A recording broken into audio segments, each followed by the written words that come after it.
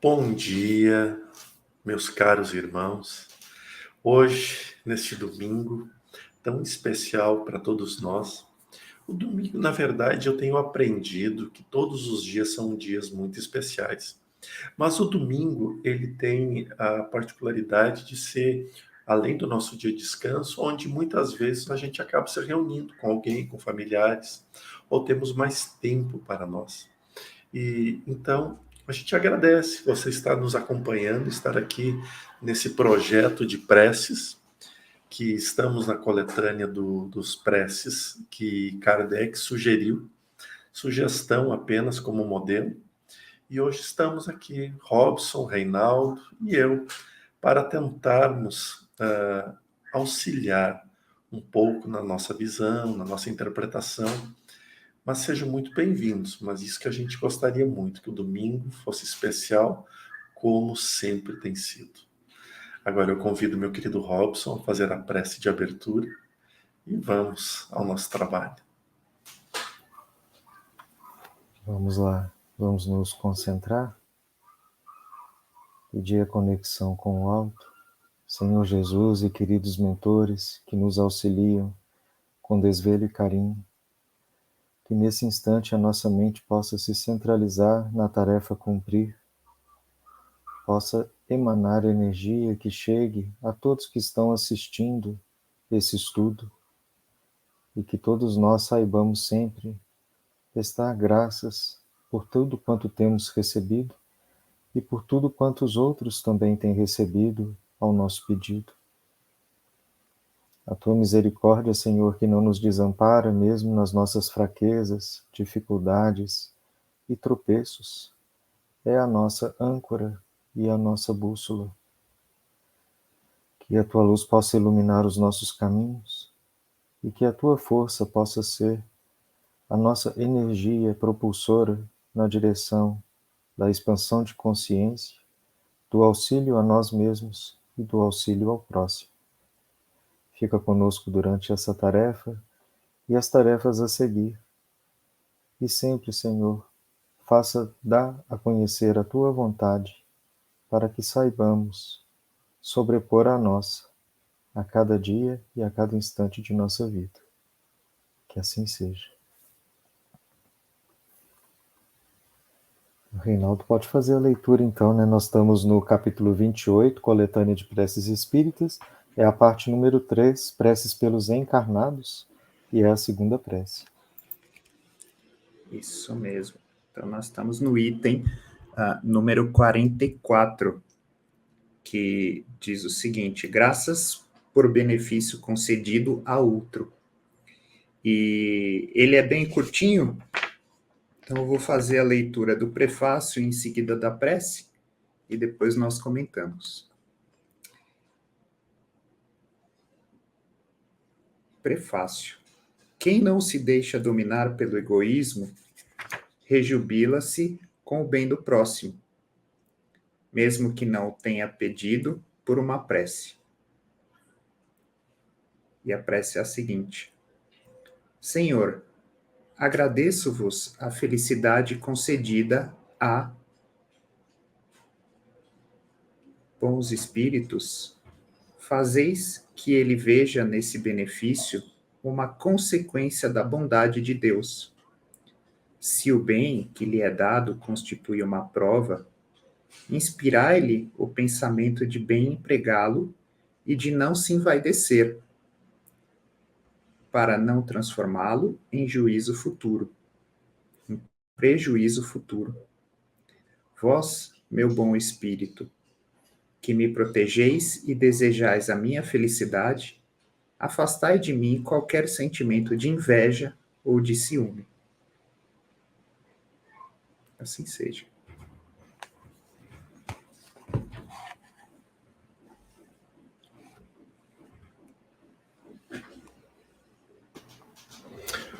Bom, dessa coletânea de preces é porque ela nos força a olhar a todas as vertentes da reforma íntima. Porque nós lembramos, sim, de agradecer alguma coisa que a gente recebe na hora. Obrigado, Senhor, obrigado. Ou quando lembro, obrigado, Senhor. Mas aqui Kardec nos ensina a falar com Deus sobre algum presente, alguma conquista que um amigo teve, que um irmão teve, que um conhecido teve. E ele deixa claro que isso é independente de ter alcançado pela prece ou não. Mas a importância de nós elevarmos o nosso amor, o nosso sentimento de amor, não só nas palavras, mas principalmente nas ações. Né? Que às vezes a gente diz, nossa, você merece, parabéns, parabéns, mas no fundo nem sempre é uma verdade absoluta aquilo, né? É um protocolo. E aqui Kardec tem nos instigado muito a gente olhar bem para a importância desse ponto, principalmente de fazer tudo pela oração, né? Por um perseguidor, por um inimigo, né? Por um familiar, por nós mesmos e agora por aqueles que amamos, que receberam algo. Como é nesse momento que eu vejo que no mapa na frente, exposto na frente do Jordelei, há muitas lacunas que são esquecidas no dia a dia nessa tal de reforma íntima. Então, às vezes eu acho que eu arrumei a sala e quando eu chego para limpar, para organizar o quarto da reforma, eu olho para a sala e eu esqueci de rebocar uma parede, de pintar o teto, né? Aí tem que voltar lá para a sala e refazer mais um monte de coisa.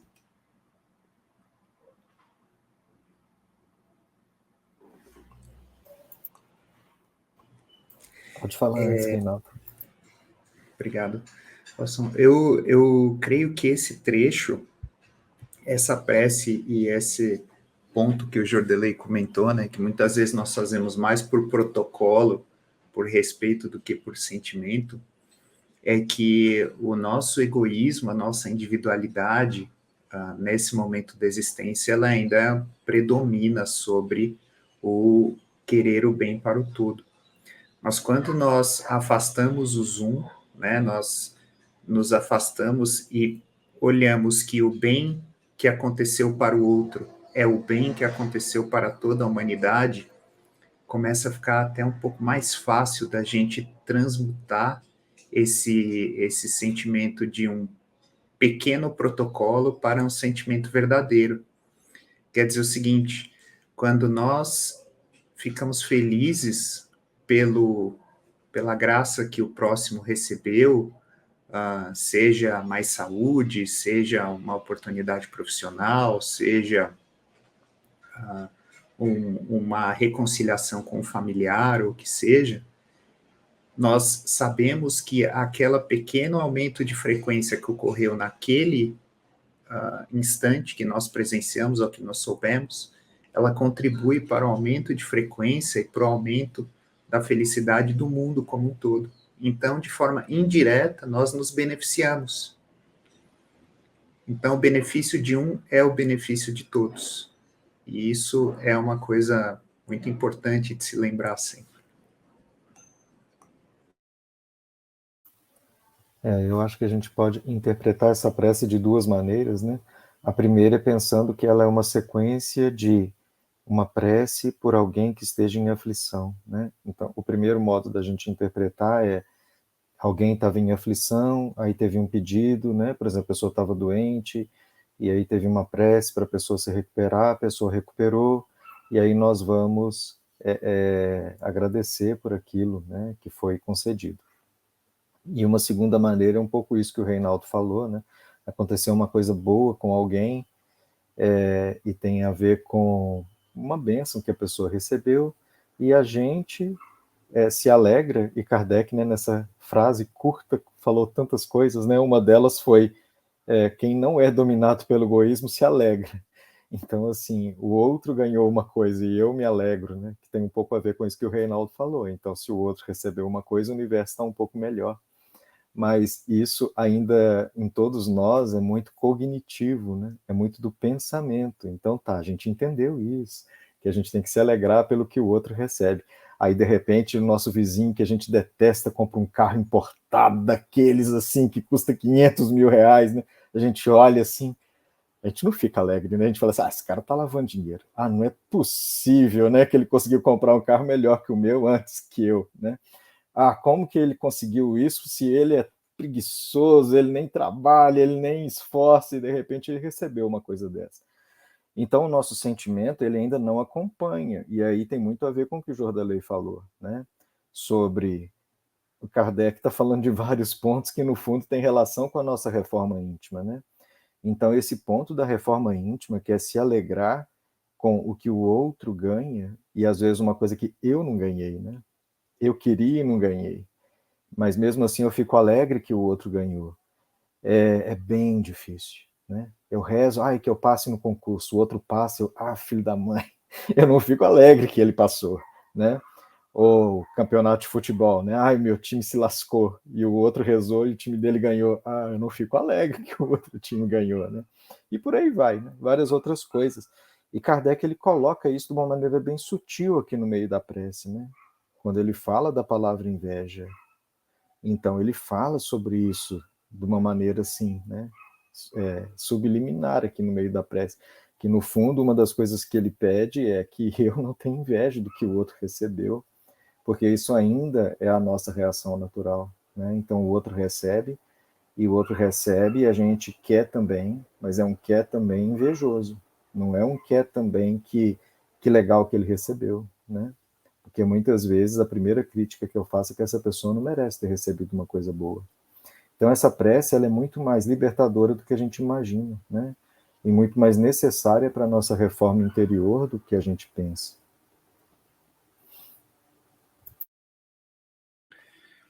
Exatamente.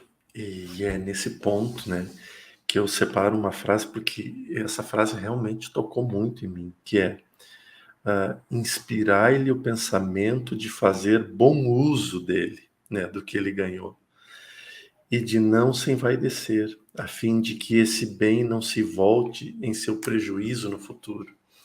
Nossa, imagina, né? Eu fico me colocando no lugar, nos dois lugares. No lugar de ter recebido algo e alguém fazendo essa prece por mim, tendo esse, porque a prece demonstra exatamente esse cuidado que eu quero, que eu estou pedindo a Deus por aquela pessoa. E eu também me coloco no lugar de eu pedir isso a um amigo, a um irmão, zelar e permita que tudo isso só faça bem a ele, né? E juro a vocês que nesse momento me vem exatamente aquela imagem ah, do que é da Igreja Católica, que tem Jesus e o seu coração é todo luminoso, se não me engano é o Sagrado Coração, o nome da foto, e me vem exatamente essa imagem, que é um coração cheio de luz, né? E porque quando a gente pede esta forma por alguém, é luz, né? A luz da mais pura. Bem, acho que é isso. Alguém tem mais alguma coisa a falar? Acho que foi bem, bem completo. Mas já que você falou do Sagrado Coração de Jesus, né? Não sei se eu estou lembrando da mesma imagem que você está dizendo, mas o coração é cheio de luz, mas ele é como uma coroa de espinhos, né? Sim, sim. Não, eu só pensei na luz. Eu só falei do coração sagrado para que a imagem ressalte, assim, mas é só luz, né? Sem a coroa. Não, sim, entendi. Mas Né? eu acho que a coroa de espinhos ali simboliza que Jesus venceu, né? Uhum. Provas e dificuldades para poder chegar nesse ponto que ele está emitindo luz ali, né? Que teve Exato. uma dor, uma coisa que ele teve que sacrificar ou que vencer, vamos dizer assim, para poder emitir só luz, né? Porque aí a emissão é só de luz, né? Mas o símbolo ali é que ele teve que passar por aquilo para emitir a luz, e eu acho que essa questão da gente emitir só luz, então passa por isso, né? Da gente conseguir olhar a vitória do outro, vamos dizer assim, mesmo quando isso quer dizer uma dor para mim, né? Por exemplo, então eu estou pedindo para passar no concurso. Outra pessoa passou, ela ficou alegre. Eu perdi o concurso, né? Mas, então, se eu tenho que ficar alegre, eu tenho que vencer essa dor, dessa inveja, ou desse ciúme, ou dessa, que Kardec usou essas duas palavras, né, na prece, ou dessa mágoa. Deus deu o concurso para o outro, eu acho que ele merece menos que eu e eu não recebi, né?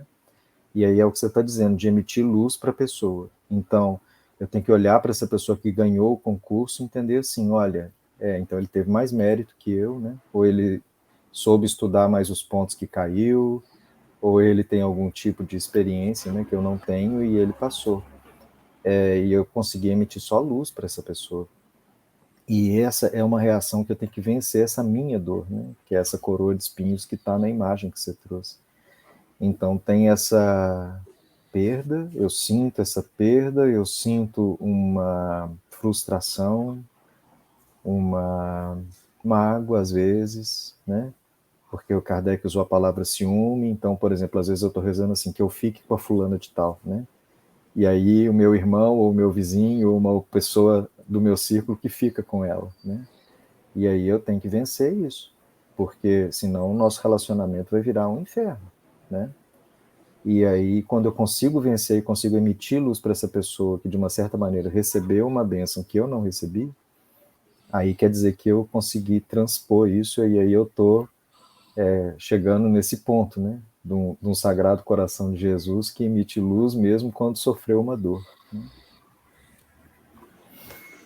E Robson, que bonito isso que você falou, porque muitas vezes nos ajuda a trabalhar a fé também. Quer dizer o seguinte, se não chegou para nós, talvez seja até mais uma bênção do que um prejuízo. Quer dizer o seguinte, né? Se chegasse até nós aquilo que chegou para o outro, talvez nós não soubéssemos lidar. Então, também é a oportunidade de trabalhar a fé e de ter a certeza de que se aquilo era para ser nosso, iria chegar. E que se aquilo não era para ser nosso, não chegou. E nós devemos ficar felizes, né? Ou devemos treinar, estar felizes e aceitar na situação que nós estamos. Perfeita colocação. Se a gente não consegue ficar felizes, pelo menos gratos, né? Porque a prece é ação de graças. Então, tipo assim, é agradecer que aconteceu isso, né? Não quer dizer assim, felizes, alegres, né? Mas pelo menos gratos a gente tem que ficar. É isso mesmo. Meus queridos irmãos, muita luz, muita paz, muita sabedoria para vocês. E uma vez mais, um maravilhoso domingo para vocês. Fiquem com Deus e até mais.